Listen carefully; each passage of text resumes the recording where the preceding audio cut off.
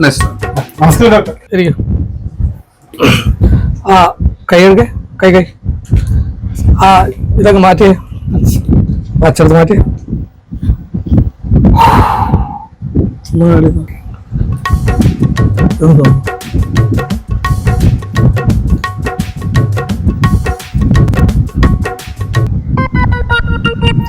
ആ കുഴപ്പമില്ല നോക്കിയോ.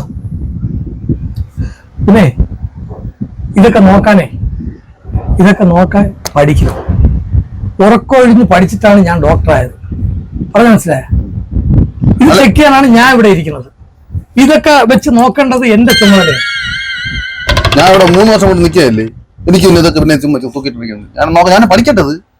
ഇതേ പഠിക്കാൻ ഇത് പലചരക്കടയല്ല.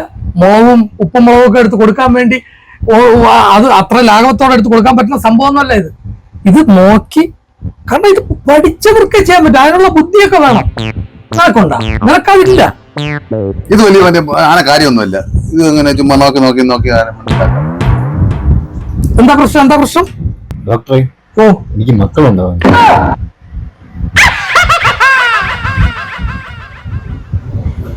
അപ്പോ നിങ്ങളുടെ വിഷയം മക്കളില്ല. അതിന് നമുക്ക് ഓക്കെ ആക്കാനല്ലേ ഉള്ളൂ. വളരെ സിമ്പിൾ അല്ലേ?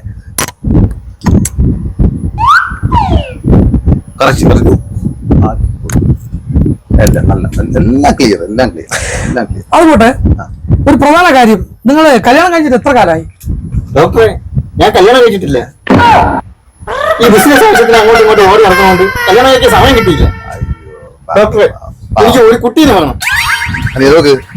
എല്ലാത്തിനും താണ്ട ഇവിടെ എല്ലാം പരിഹാരം. സൂപ്പർ.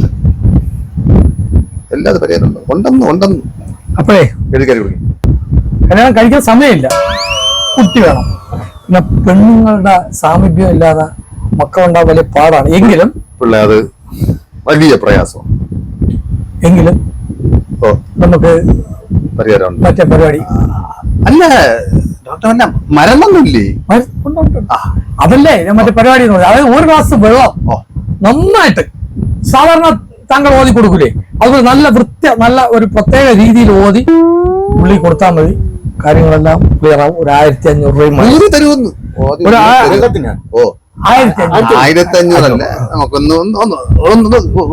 പുതിയ പാർട്ടി അല്ലേ. നല്ല കാര്യത്തിന് വേണ്ടിയല്ലേ. ഒരു 100 രൂപ കുറച്ചു കൊടുക്കും. 1500 രൂപ.